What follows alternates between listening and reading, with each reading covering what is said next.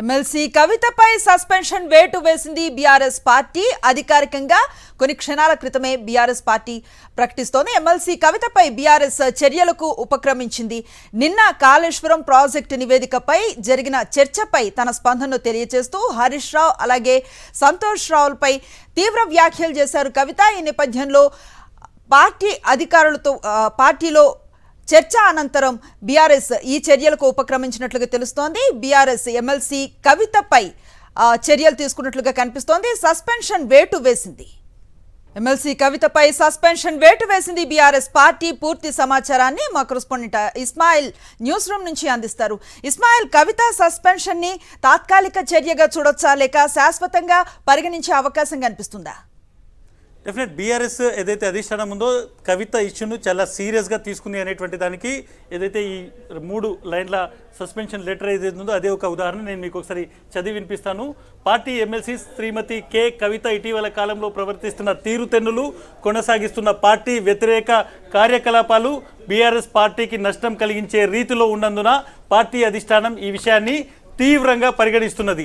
Party అధ్యక్షులు K Chandrashekar Rao గారు శ్రీమతి K కవితను తక్షణం పార్టీ నుంచి సస్పెండ్ చేస్తూ నిర్ణయం తీసుకున్నారు. సోమ భరత్ కుమార్ ప్రధాన కార్యదర్శి, పార్టీ క్రమశిక్షణ వ్యవహారాల బాధ్యులు, అదేవిధంగా టి రవీందర్ రావు ప్రధాన కార్యదర్శి సంతకము, party official Mudra, party official letter head మీద డైరెక్ట్గా మనం వచ్చినటువంటి చూస్తున్నాం. కవిత మీద ఈరోజు బీఆర్ఎస్ డైరెక్ట్గా ఆమెను సస్పెండ్ చేస్తూ ఒక నిర్ణయం తీసుకుంది. సస్పెన్షన్ అనేటువంటిది ఎంతకాలానికి, ఇది పార్టీ నుంచి పూర్తి బహిష్కరణ చర్యగా చూడాలా, రాబోయేటువంటి కాలంలో సస్పెన్షన్ ఎత్తివేస్తారా, ఇవన్నీ ఊహాగానాలు. బట్ ఒకటి, తెలంగాణ రాజకీయ చరిత్రలో ఒక ఇంపార్టెంట్ ఘట్టంగా దీన్ని చూడాలి. ఎందుకంటే కేసీఆర్ తెలంగాణ ఉద్యమ పార్టీని స్థాపించినటువంటి వ్యక్తి, తన కుమార్తె కవితను ఈరోజు పార్టీ నుంచి సస్పెండ్ చేశారు. ఇది ఈ సమయానికి ఉన్నటువంటి ఒక హెడ్లైన్గా మనం చూడాలి, ఒక బ్రేకింగ్ న్యూస్గా మనం చూడాలి. కవితను పార్టీ నుంచి తక్షణం సస్పెండ్ చేస్తూ బీఆర్ఎస్ ఒక లేఖ విడుదల చేసింది. పార్టీ క్రమశిక్షణ రాహిత్యానికి ఎవరైనా పాల్పడితే పార్టీలో ఎట్టి పరిస్థితుల్లో సహించేది లేదు అనేటువంటి ఒక స్ట్రాంగ్ మెసేజ్ని ఈరోజు బీఆర్ఎస్ అధిష్టానం ఇచ్చింది, కేసీఆర్ ఇచ్చారు. అది కూతురైనా కొడుకైనా ఎవరైనా కానీ ఒకటే నిర్ణయం అనేటువంటిది చాలా స్పష్టంగా ఈరోజు కేసీఆర్ పూర్తిగా పార్టీకి సంబంధించినటువంటి కార్యకర్తలకు, నాయకులకు, కుటుంబ సభ్యులకు ఒక రకమైనటువంటి ఒక గీత గీసేసి బెంచ్ మార్క్ ఈరోజు క్రియేట్ చేశారని చెప్పొచ్చు. డెఫినెట్గా కవిత పార్టీలో ఉన్నటువంటి లక్ష్మణ రేఖను దాటారు. ఆమె తమకు సంబంధించినటువంటి పరిధిని అతిక్రమించి పార్టీని డ్యామేజ్ చేసే విధంగా ప్రవర్తించారు అనేటువంటిది ఈ లెటర్లో చాలా స్పష్టంగా బీఆర్ఎస్ సంబంధించినటువంటి ఎవరైతే సస్పెన్షన్ను ధృవీకరిస్తూ ఇచ్చినటువంటి లెటర్ ఉందో దాన్ని చాలా స్పష్టంగా చెప్పారు. కవిత ఇప్పటికే తెలంగాణ జాగృతి అనేటువంటి ఒక వ్యవస్థను నడుపుతున్నారు. తెలంగాణ జాగృతి అధ్యక్షురాలుగా ఉన్నారు, చీఫ్గా ఉన్నారు. తెలంగాణ రాజకీయాల్లో కవిత ప్రస్థానం అనేటువంటిది తెలంగాణ జాగృతి నుంచి ప్రారంభమైంది. ఆమె బతుకమ్మ నుంచి మొదలు పెడితే తెలంగాణలో కల్చరల్ యాక్టివిటీస్ ద్వారా తమ పార్టీకి సంబంధించి ఒక విభాగాన్ని నడిపారు. ఆ తర్వాత ఆమె ఎంపీ అయ్యారు, ఎమ్మెల్సీ అయ్యారు. ఈరోజు పార్టీ నుంచి బహిష్కరణ అంటే ఒక విధంగా సస్పెన్షన్ అనేటువంటిది డెఫినెట్గా ఒక ఇంపార్టెంట్ చర్యగానే మనం చూడాలి. నిన్నటి నుంచి కూడా ఊహాగానాలు ఉన్నాయి. కేసీఆర్కు అత్యంత సన్నిహితంగా ఉండేటువంటి 2 నాయకులు, ఒకటి హరీష్ రావు, 2 సంతోష్ రావు, వీళ్ళిద్దరి మీద ఆమె తీవ్రమైనటువంటి ఆరోపణలు చేశారు. వీళ్ళిద్దరూ అవినీతికి పాల్పడ్డారు, అవినీతి అనకొండలు అనేటువంటి మాట మాట్లాడారు. సో ఇంకా ఏమాత్రం కూడా టాలరెన్స్ ఉండొద్దు, ఏమాత్రం కూడా ఆమె లక్ష్మణ రేఖను దాటిన తర్వాత ఆమె మీద ఎటువంటి ఒక విధంగా ఆమెను కంటిన్యూ చేయొద్దు అనేటువంటిది పార్టీ అంతర్గతంగా వచ్చినటువంటి నిర్ణయం. ముఖ్యంగా ఫామ్ హౌస్లో నిన్న మీటింగ్ జరిగాయి, ఈరోజు కూడా మీటింగ్ జరిగాయి. ఏ విధంగా చూసుకున్నా కానీ పార్టీలో ఒక క్రియాశీలకమైనటువంటి ఇంపార్టెంట్ లీడర్గా చాలా కాలం పాటు ఉన్నారు. ఆ తర్వాత ఎన్నికల్లో పోటీ చేశారు. ఈరోజు ఒకవేళ చర్య తీసుకోకపోతే ఇది డెఫినెట్గా రాబోయేటువంటి కాలంలో ప్రతి ఒక్కరు దీన్ని అలుసుగా తీసుకుంటారు. కవితకు ఒక న్యాయము, మిగిలిన వాళ్ళకు ఒక న్యాయమా అనేటువంటి ఒక డిసెంట్ పార్టీలోంచి స్టార్ట్ అవుతుంది అనేటువంటి ఒక మెసేజ్ ప్రతి ఒక్కరి నుంచి వచ్చింది.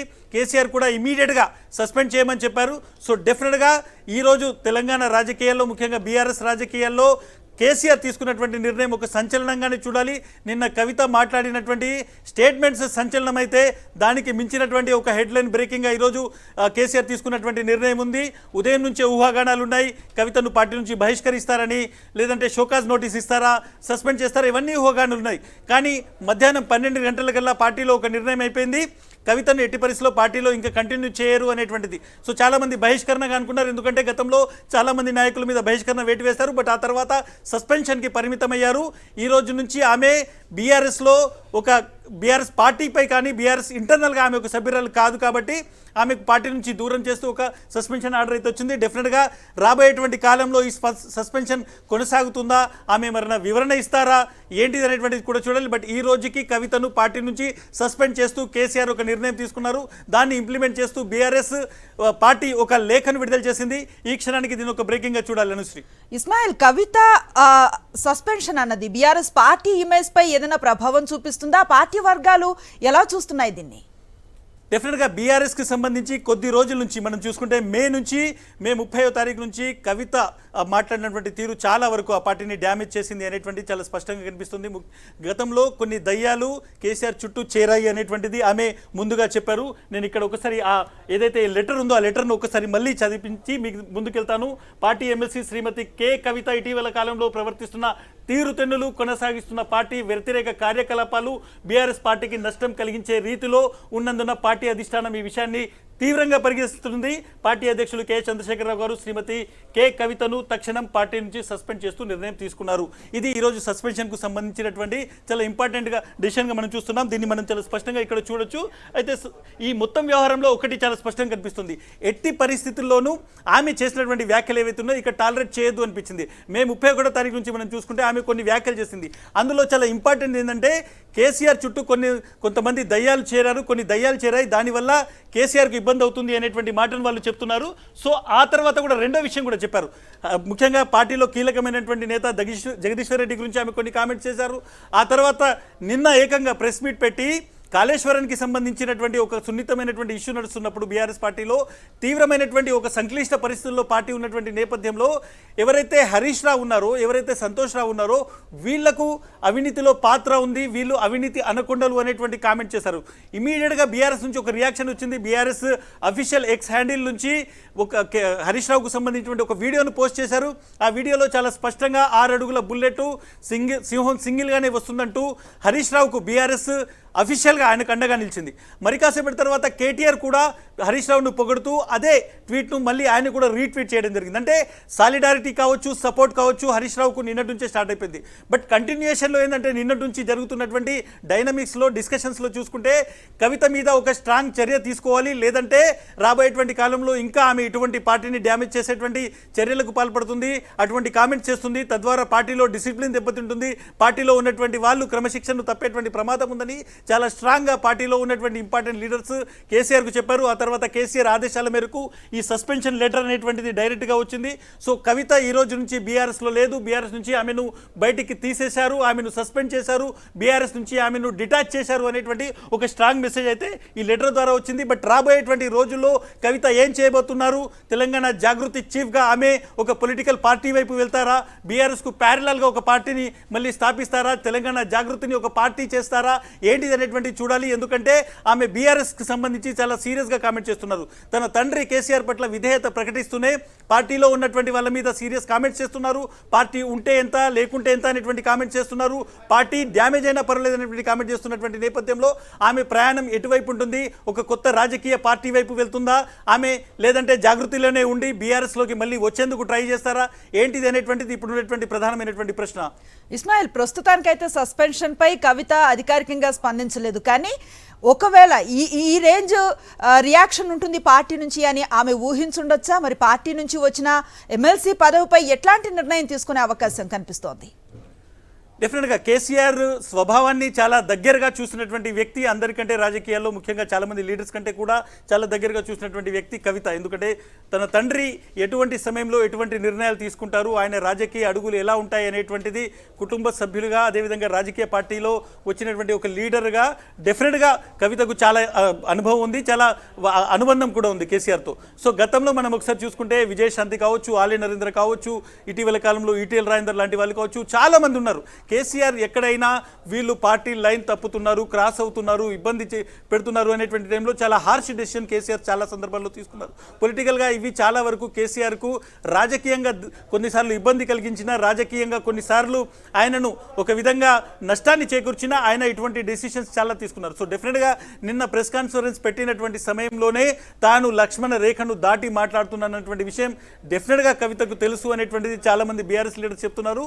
ఆమె అన్ని తెలిసే మాట్లాడారు. ఆమె చేసింది మామూలు డ్యామేజ్ కాదు, పార్టీలో ఒక విధంగా కాంగ్రెస్ చేస్తున్నటువంటి ఆరోపణలు ఏవైతే అవినీతి ఆరోపణలు కాళేశ్వరంలో ఉన్నాయో వాటిని ఒక విధంగా సిమెంట్ చేసే విధంగా, వాటిని అడ్వకేట్ చేసే విధంగా, వాటిని ఇంకా స్ట్రాంగ్గా ప్రొజెక్ట్ చేసే విధంగా కవిత నిన్న ప్రెస్ కాన్ఫరెన్స్ పెట్టారు. రాజకీయంగా కావచ్చు, పార్టీలో నైతికంగా, అదేవిధంగా మానసికంగా చాలా ఇబ్బందికరమైనటువంటి స్థితి ఇది. ఎందుకంటే ఇంటర్నల్గా బయట నుంచి ఎవరైనా శత్రువులు వస్తే డైరెక్ట్గా విమర్శిస్తాము, పోరాడతాము, వాళ్ళ మీద డైరెక్ట్గా రాజకీయంగా ఎదుర్కొంటాము. కానీ ఇంటర్నల్గా ఉన్నటువంటి వ్యక్తి, పార్టీ లోపల ఉన్నటువంటి వ్యక్తి, కుటుంబంలోని వ్యక్తి ఒక విధంగా విమర్శలు చేస్తే మాట్లాడాలని స్థితి. సో డెఫినెట్గా ఇది చాలా ఇబ్బందికరమైనటువంటి పరిస్థితి అనేటువంటిది బీఆర్ఎస్కి సంబంధించినటువంటి నాయకులు చాలామంది నిన్న చెప్పారు. సో అది కేసీఆర్కు కన్వే చేశారు. ఇది సరైన సమయము. ఇప్పుడు నిర్ణయం తీసుకోకపోతే పార్టీ డెఫినెట్గా డ్యామేజ్ అవుతుంది. ఇది ఫర్దర్గా భవిష్యత్తులో ఇంకా పెద్ద పరిణామాలకు దారితీస్తుంది అనేటువంటిది కూడా చర్చించారు. ఆ తర్వాత మన ముందున్నటువంటి ఈ లెటర్ను రిలీజ్ చేయడం జరిగింది. సో కవిత ఎటువంటి రియాక్షన్ ఉంటుంది? ఇప్పుడు కాంగ్రెస్ పార్టీకి సంబంధించినటువంటి వాళ్ళు నిన్నటి నుంచి ఏవైతే రియాక్షన్స్ ఇస్తున్నారో, కవిత చెప్పినటువంటి మాటలు కరెక్ట్, కవిత వాస్తవాలు చెప్పారు, కవిత అవినీతిని ఒక విధంగా ధృవీకరించినటువంటి మాటలు చెప్పారు, అవి డెఫినెట్గా బీఆర్ఎస్కు డ్యామేజ్ అయ్యాయి. సో బీఆర్ఎస్ తన నిర్ణయం ఈరోజు తీసేసుకుంది. బీఆర్ఎస్ ఈ కోర్టును, తన కోర్టులో ఉన్నటువంటి బంతి పైన ఒక డెసిషన్ తీసుకుంది, పార్టీ నుంచి సస్పెండ్ చేసింది. సో కవిత నెక్స్ట్ స్టెప్ ఏంటిది అనేటువంటిది ఇప్పుడు పొలిటికల్గా చాలా ఆసక్తికరంగా మారింది. ఆమె ఈ మొత్తం సస్పెన్షన్ మీద ఎటువంటి రియాక్షన్ ఇస్తుంది? పొలిటికల్గా కొత్త పార్టీ వైపు వెళ్తుందా? ప్యారలల్గా బీఆర్ఎస్కు ప్యారలల్గా ఇంకొక వ్యవస్థను ఏర్పాటు చేస్తుందా? ఎవరైనా వెళ్తారా? ఏంటిది అనేటువంటిది ఇప్పుడు కొంత ఆసక్తిగా మారింది. అయితే ఇస్మాయిల్, కొంతకాలంగా కవిత జాగృతి పేరు మీదే తన నిరసనలు వ్యక్తం చేయడం, జాగృతి కండువాతోటే ఆమె ప్రెస్ మీట్లకి అటెండ్ అవడం చూస్తున్నా. అయితే ఆమె వేరే పార్టీలకు వెళ్ళే అవకాశం ఉందన్న కొన్ని విమర్శలు వినిపిస్తున్నాయి. దాని బేసిక్గానే ఆవిడ రాజకీయం చేస్తున్నారన్న విమర్శలు కూడా వినిపిస్తూ వచ్చాయి. ఇప్పుడు ఆమె స్టాండ్ ఎలా ఉండే అవకాశం ఉందంటే ఏం చెప్తారు? డెఫినెట్గా కవిత దగ్గర రెండు దారులు చాలా స్పష్టంగా కనిపిస్తోంది. తాను కేసీఆర్కు వీర విధేయురాల్ని, తన తండ్రి మాటను జవదాటను అనేటువంటిది ఆమె స్టేట్మెంట్ ఇచ్చి, బీఆర్ఎస్కు నేను ఎప్పుడు నా అలిజెన్స్ ఉంటుంది, బీఆర్ఎస్తో నేను కొనసాగుతాను, తెలంగాణ జాగృతిలో యాక్టివిటీ చేసినా బీఆర్ఎస్కు ప్యారలాల్గా దానికి ప్రత్యామ్నాయంగా నేను ఒక రాజకీయ పార్టీని పెట్టను అనేటువంటి ఒక కామెంట్ చేయొచ్చు. రెండోది, తన దగ్గర ఉన్నటువంటి తెలంగాణ జాగృతి అనేటువంటి ఒక వ్యవస్థను రాజకీయ పార్టీ రూపం ఇచ్చేసి ఇప్పటికే దాని జెండా రెడీగా ఉంది, ఎజెండా కూడా రెడీగా ఉంది. కేవలం రాజకీయ పార్టీ పేరుతో దాన్ని రిజిస్టర్ చేసి రాజకీయంగా తెలంగాణలో ఒక కొత్త పార్టీని పెట్టేటువంటి అవకాశం ఈ రెండు కనిపిస్తున్నాయి. బట్ ఆమె కాంగ్రెస్ కానీ బీజేపీ కానీ వెళ్ళేటువంటి అవకాశాలు దాదాపుగా శూన్యం అనేటువంటిది ప్రస్తుతం ఉన్నటువంటి పరిస్థితుల్లో. ఎందుకంటే ఒకవేళ ఆమె బీజేపీకి కానీ కాంగ్రెస్కి కానీ వెళ్తే ఆమె ప్రత్యర్థులు కావచ్చు, బీఆర్ఎస్లో ఉన్నటువంటి లీడర్లు ఆమెపై చేస్తున్నటువంటి విమర్శల ఆధారంగా ఆమె రేవంత్ రెడ్డికి అనుకూలంగా వ్యవహరిస్తున్నారు, లేదంటే బీజేపీకి అనుకూలంగా వ్యవహరిస్తున్నారు అనేటువంటి విమర్శలు వాస్తవ రూపం దాలుస్తాయి. కాబట్టి ఆమె ఇప్పుడున్నటువంటి రాజకీయ పరిస్థితుల్లో రెండు జాతీయ పార్టీల వైపు వెళ్ళేటువంటి అవకాశం లేదు.